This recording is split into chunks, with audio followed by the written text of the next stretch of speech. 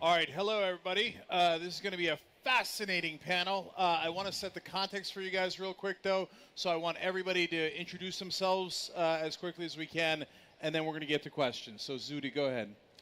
My name is Zuhdi Jasser. It's a pleasure to be here. I run an American Islamic Forum for Democracy. Our organization was founded in 2003 under the premise that terrorism is simply a symptom of a larger global problem of political Islam or the Islamic State ideology. ISIS didn't exist at the time.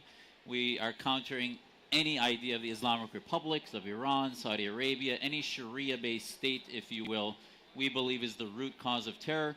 We believe Islam is in that time of history in which Reformation needs to happen against modernity. So our narrative is to push media to address not symptoms, but root cause ideologies that we believe is Islamism.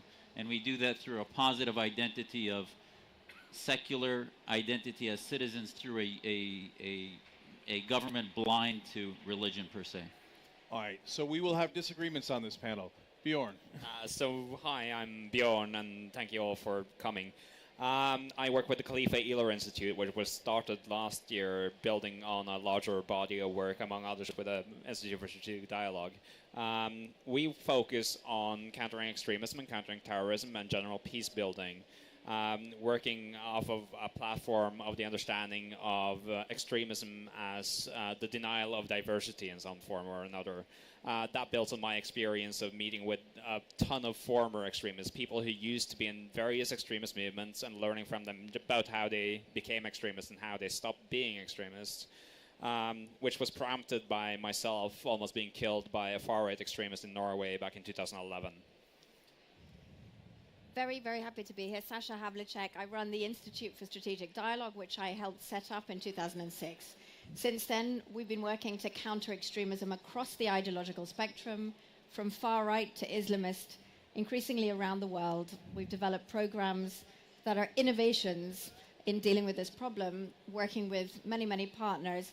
As we've seen the problem migrate online, since we're here at the Internet Forum, I should say we do more and more work, of course, with the internet companies, with technology and communication partners to look at how we can push back the radicalization challenge online. All right, great. Now, the point of this is to discuss terrorism within the context of the media and the narratives. So I know that some of our panelists are going to think that Islam is not necessarily the main form of terrorism, or where it comes from in the U.S. particularly. And Zuhdi, you're in the U.S.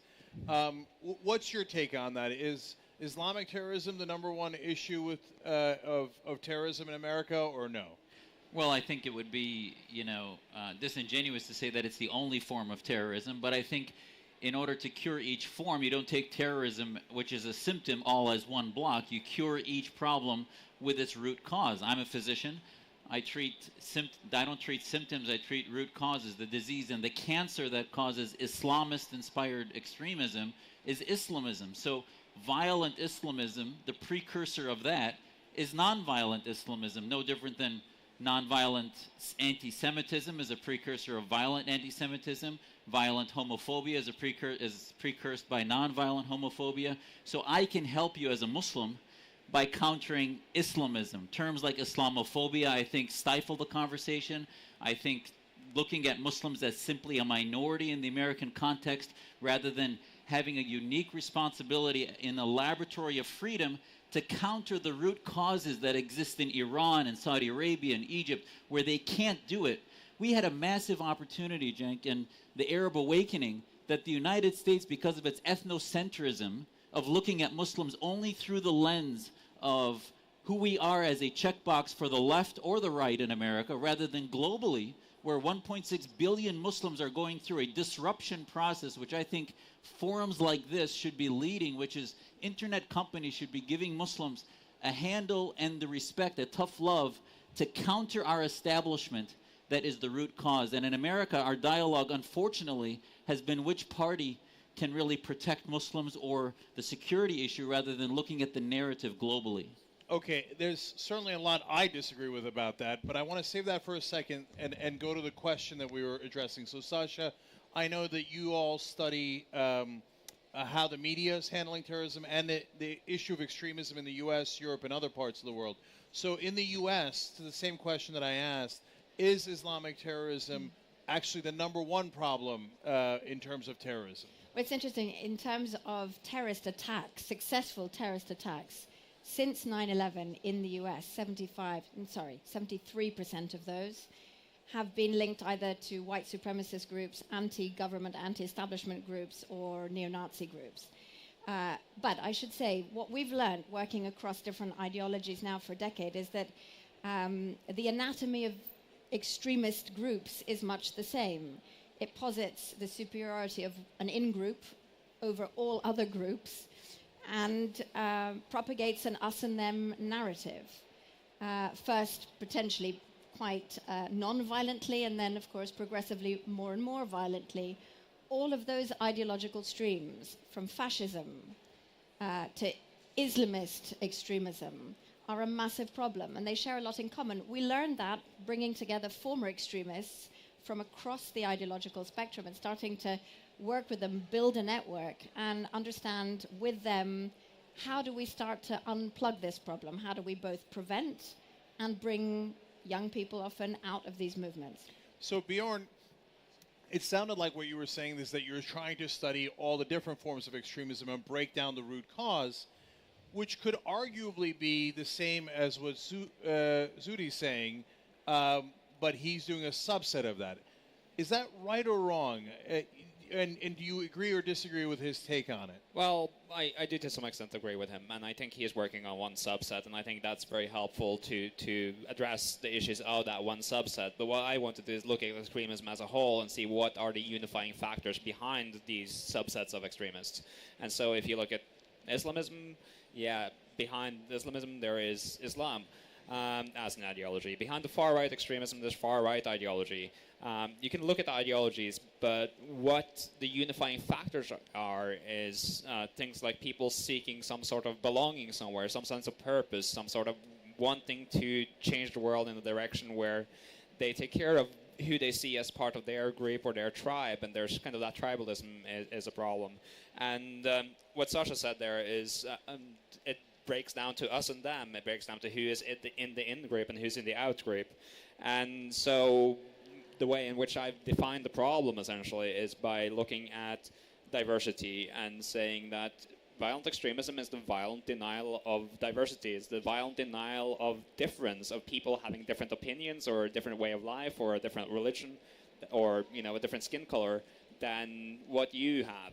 And so a violent extremist is someone who wants to exterminate the people who are different from them. And the antithesis to that is diversity. It's making people accepting of the fact that people are different and that we can live together peacefully and be different. And so I work on trying to widen people's horizons and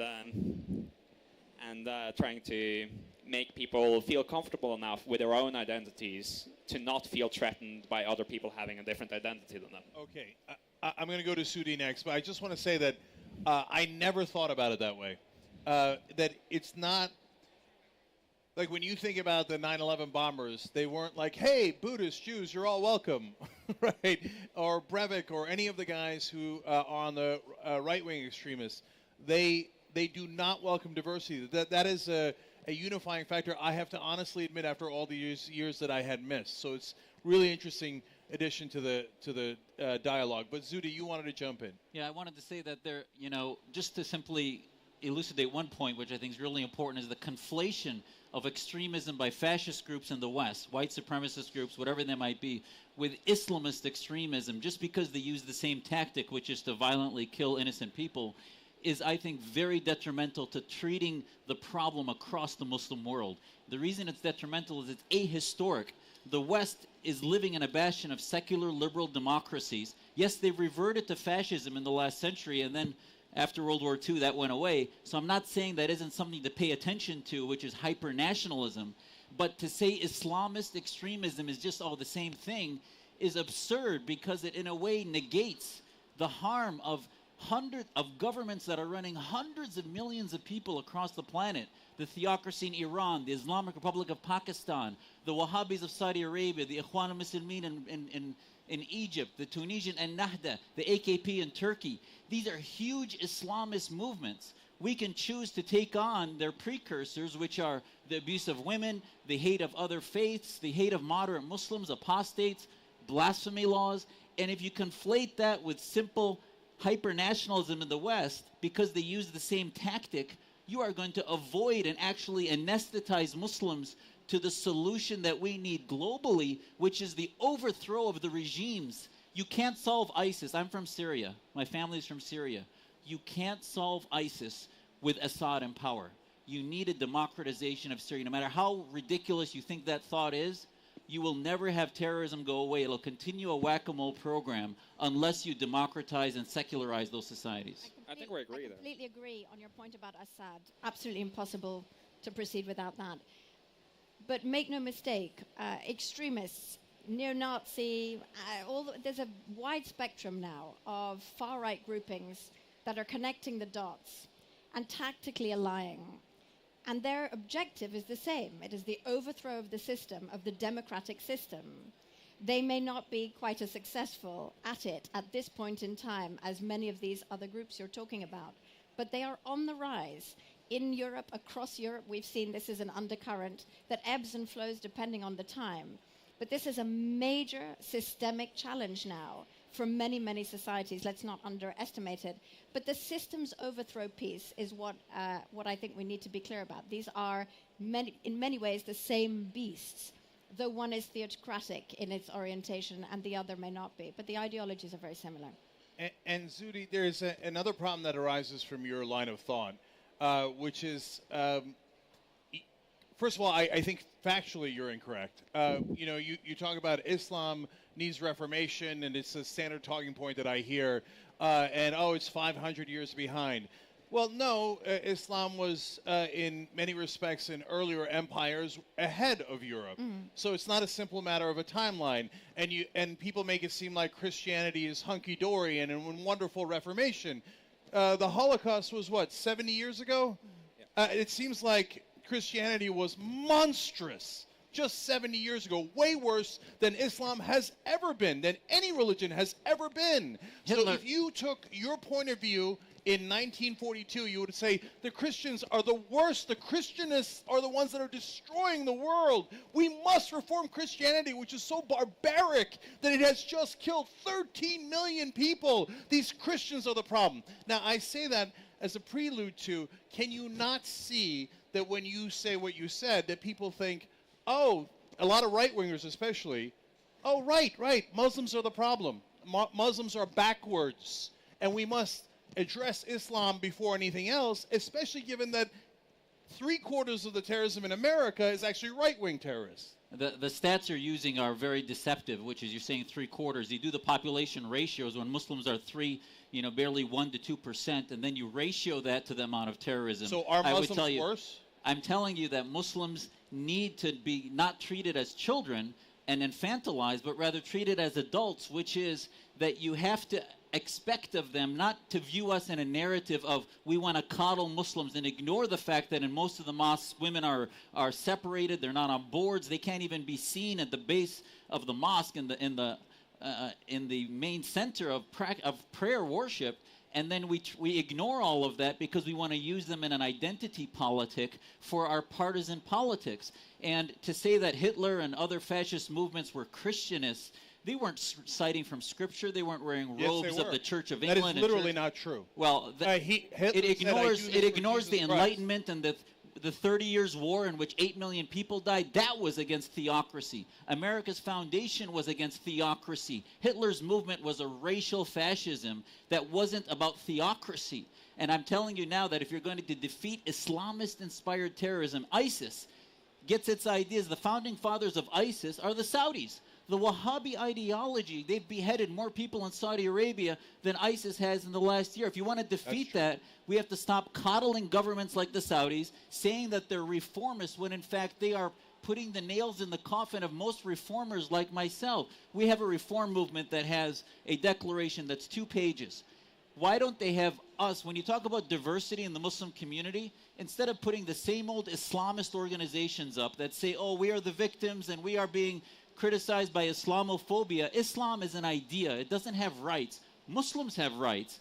Islamophobia is a term generated by these governments to prevent online media critique of Islam and its need to reform. So the narrative you're giving actually empowers the regime's PR mechanisms through media to make you afraid to criticize Islam because Muslims in America would be the victims of your narrative. And that is absurd. We're adults. We can take care of ourselves. And when you're talking about Muslims as diverse, instead of putting an Egyptian, a Pakistani, and a Syrian as a diversity, how about you put a liberal Muslim, conservative, a gay Muslim, a socialist Muslim as diversity, which you're not seeing right now? Yeah. Well, if you watch our show, you would know that we attack Saudi Arabia, the government of Iran, oftentimes criticize very harshly Turkey, etc., for the fundamentalist tack that they're taking. You can criticize Islam. By the way, I left Islam, so you might think that perhaps I'm the Muslim and he's the atheist. I'm actually the atheist. He's the Muslim. So you should be working with us rather than... No, because, Zuhdi, what you're doing is stigmatizing 1.6 billion people. And I might not be among them, but I care about them. You're stigmatizing them by saying the Islamists speak for us. They don't. No, by ignoring I'm not the saying that. Islamist You're issue. saying that. It's anyway, tired, okay, Sasha, I got to come to you. Hold on one second. Conversation. Because we should all be fighting together. Ultimately, we're looking at fighting for a pluralist environment which enables the freedom of every individual. And so this slinging match isn't getting us there. And we have to start to now work from upstream to downstream across communities. We all have tendencies towards fascistoid ideologies. They are the same. They seek the same thing. Islamists, so are you saying not, that Islam is worse, uniquely worse in, than every other fascist ideology? Islam is similar to where Christianity was in 1530s and the early 16th 70 century. years ago, they killed more people than any people on the history of the planet. That you is are purposely completely blind because you are trying to smear Muslims. Look, we had a trying great to smear conversation. Muslims. Yes, that's exactly what you're doing. A fasting, praying, Quran-reading Muslim is smearing Muslims. It is so obviously ahistoric. And this goes to the king of Saudi Arabia would be very happy with what you're saying right now. The king of Saudi Arabia hates me. Fundamentalist Muslims have threatened to murder me. As long as you say Muslims are victims, then he'll love you. What I find fascinating though, is that your solution to the problem in Syria is the democratization of Syria. What you're working for is freedom of expression, and that as a mean for democratization of the world. And so democracy and freedom of expression, and thus also diversity of ideas, is what you both are promoting as the solutions to the problem. And that is the solution to the problem. Absolutely. Whether you call the ideology that you're fighting against Islamism, or whether it's far-right fascism, or whether it's Islamist fascism, or whatever kind of extreme ideology it is. So eventually, we're coming back. I hear you, brother, but if he was fighting against just extremism, then I'd be 100% with him. But at every turn, and we had a great conversation beforehand, but you come out here, and at every turn, you're like, Muslims are worse, Muslims are worse, Muslims are worse. And that's preposterous, not true, and it smears 1.6 billion people, and I'm not going to stand for it.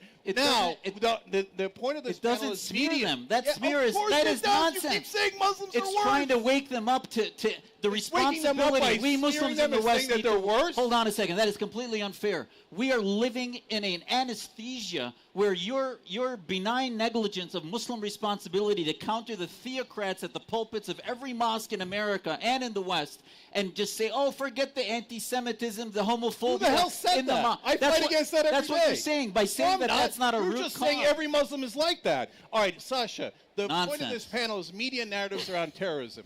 And Zuhdi claims that in the West, Muslims are coddled, that they are especially protected. Absolutely. When you turn on television, do Muslims look coddled to you? Yes. So let's look forward. I think Bjorn and I are going to take over moderating now. Okay. That's what we're going to do. So looking at the media, it's interesting because, of course, these kinds of conversations are widely popularized and polarizing, and we see this. Interesting, actually, because much of the work that we do on counterterrorism looks at the online space as the focal point of where this is all happening, radicalization, recruitment, and so forth. But actually, mainstream media plays an unbelievably important role in terms of the meta-narratives, how people understand their own identity. It is absolutely clear that young Muslims waking up to a post-9/11 media environment are going to be asking questions about their identity, and it is not an easy environment. Number one. That doesn't mean that one needs to pander or coddle those people that would push extremist views. On the contrary, we need to be engaging people. We need to be engaging the people that are most likely to be able to fight those ideologies, which is people within their own communities. Young people, by the way, on a peer-to-peer basis. It isn't also grand chiefs sitting looking down at their people saying, you must do this, you must do that. These kids are online searching for whatever. Sheikh Google coined, this is a phrase coined by Farah Pandit sitting in front of me, so I'm channeling her. But the point is that we need to start to build the kinds of credible movements within communities to fight against the onslaught of propaganda. Mainstream media, amazingly, actually, when you look at ISIS's playbook on propaganda, they're very clear about the weaponization of mainstream Western media as part of that playbook. So they know that the way in which we report on these things is a fantastic way to glorify their ends. And so we do fall into the trap in many ways of glorifying, and there is an imbalance in the way that we report on the different types of extremism that we see at play.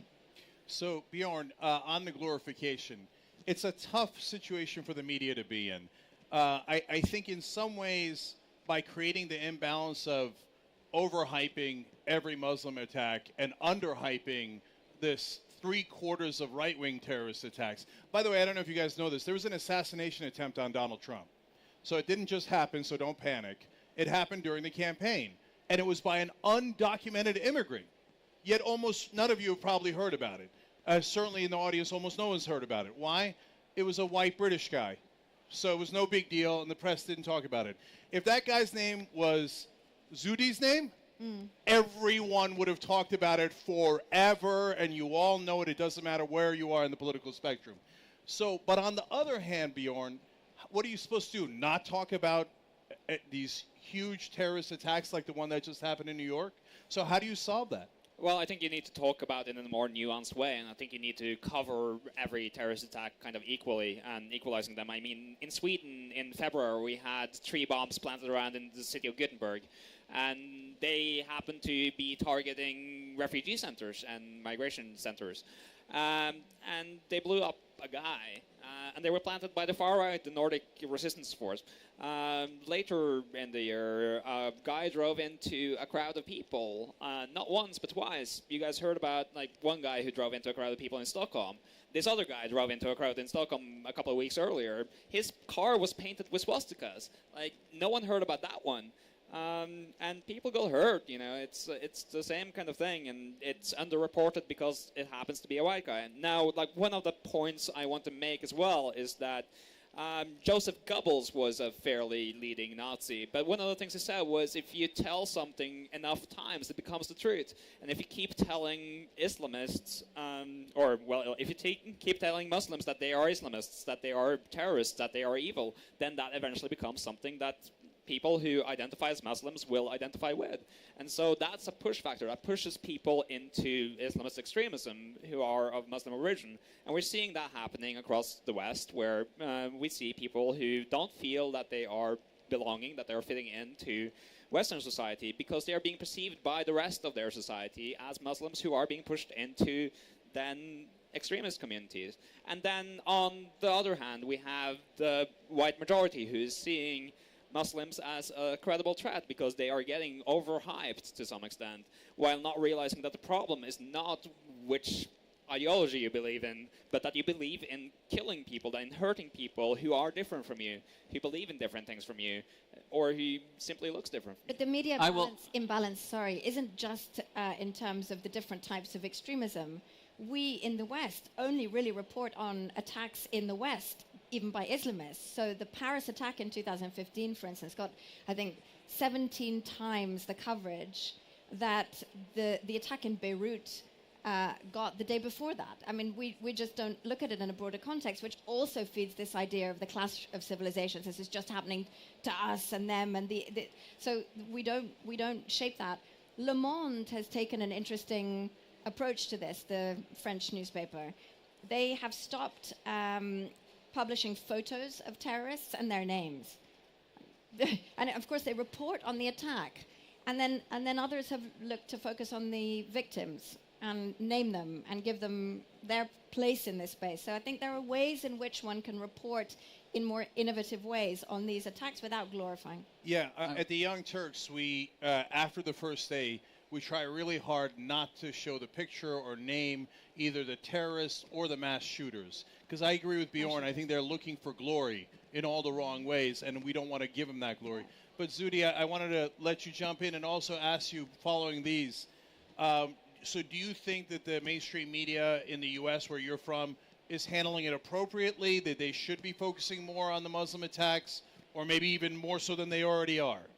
Well, again, I don't know if I'd compare them. I think each one has issues, whether it's on the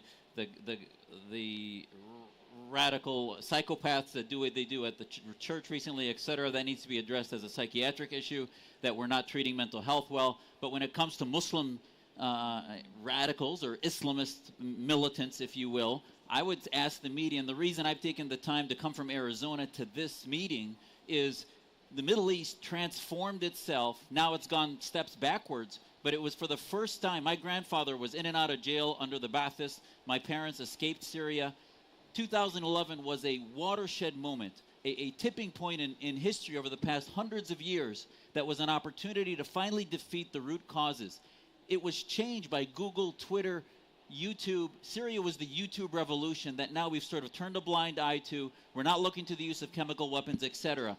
And to mistake the deep, direct, covalent connection between those dictatorships, the Arab awakening, and the means for disruption, I would tell you that Muslim communities would benefit from disruption, whatever it takes to disrupt us. The narrative, because Muslims are 3 or 4 million Muslims in America, the minorities living in the West, we have a laboratory to do things that needs this networking to be done in order to bypass the current establishment power structures that are ossified and fossilized in the 8th and 9th century. They're not advancing. And in order to do that and have that discussion, it has to be had in the media. The media has to have that. Social media. Traditional media is not having it because left and right, the left says it's all a psychiatric issue, the right says, well, Islam is the problem. In the middle is 90% of the free world saying, where are you guys? Where's your diversity? And we need to have that conversation, and it has to start here in social media. But Zuhdi, it sounded like, but I want you to clarify, that you were saying that in the case of the mass shootings and the non-Muslim extremism, it's a mental health issue. But when it comes to Muslims, it's not a mental health issue. It's not. Al-Baghdadi, Osama bin Laden are not mentally ill people. These are fascist theocrats. So only the white people are mentally ill, but Muslims mean to do it because they're Muslims. Quit using me as a lens through which to look at partisan politics. If you want to look at Christian radicalism, we can do that, but I'm not your expert for that. I am a Muslim reformer who believes that we are coming through a time that we need to defeat theocracy, no different than Jefferson, Madison, and the founding fathers did in the West. That's where Islam is today. And you are talking to me as if somehow I'm conflated with the U.S. Communist Party and others. I would be my antagonist. If you look at this discussion in the Middle East, the antagonist is the Muslim Brotherhood Party, political parties that are based in Islam. In the West, you don't have those type of political parties other than a few, yes, the KKK and others, but they are on the margins. In the Muslim community, it's in the center. You have Front National, you have Donald Trump. But they're marginal. It's called, like, so the 3/4 of terrorist attacks are marginal, but the 1/4 is central. I got it. So now, again, I want to go to the issue of the media and these narratives. So, Sasha, how do you fight against radicalization, whether it's far-right extremism or Islamic extremism, but not perpetuate the narrative that those people are in those groups? And I think something that actually Zuhdi's struggling with in a sense, I don't know if he knows he's struggling with it, but how do I defeat Muslim fundamentalism, a goal that I completely agree with, without seeming to target Muslims? It's interesting because we've been looking at this from a far too narrow perspective for a very long time. People in the political space, social scientists, academics, think tankers, and actually we're missing a beat here, and that's why I'm so excited to be here. We're not understanding that the constituencies that are at risk of recruitment radicalization, that are being bombarded on a day in, day out basis by content, mainly online but offline too, that's seeking to recruit them into these extreme poles. We haven't given them the tools to respond in any serious or scaled way. And that's what we're in the business of trying to do now. We desperately need the tools that you all have here, communication strategies and tools being used to sell you stuff, the social media marketing tactics that are selling us politicians every day and Coca-Cola. But we need young people who are credible within their own constituencies, that have influencers within their own communities to have these sorts of tools. We need innovation in technology to come to bear on this issue. We haven't done that at scale yet. We've been excited because we've had an opportunity now to partner with the likes of Facebook and Google and Microsoft to look at new ways in which we enable credible voices at the front line of these issues within their own spaces to stand up and push back in a variety of different ways, which, of course, this is the other thing. There isn't one point at which you radicalize. There isn't one point at which you get moved in. You need different types of approaches and tactics and narratives depending on where you are in that. Again, marketing experts know that. They know how to segment their audience. So we're trying to apply some of that, because from upstream to positive messaging through to direct interventions, which we've led online, which have been incredibly successful in partnership with the likes of Facebook, we have tools and we have the modalities. What we haven't done yet is scale. So, look, one way I do it is just try to argue against religion, period, which I know is not politically correct. But I think it's poison overall. All of the religions, not just one of them. I think they're all, unfortunately, totally wrong. The texts are wrong. They lead to violence, and I think we have to change the culture. But most people are not going to adopt that stance. So, Bjorn, I know you talked earlier, and I want you to share with everybody about reverse engineering extremism. And then I don't know if you have time, but can you connect that to how the media can help to do that? So reverse engineering extremism is one of the things I do, and like a lot of that has to do with figuring out what stories people believe in within extremist environments. Like, what do they believe to be the truth about themselves, and what do they believe to be the truth about others?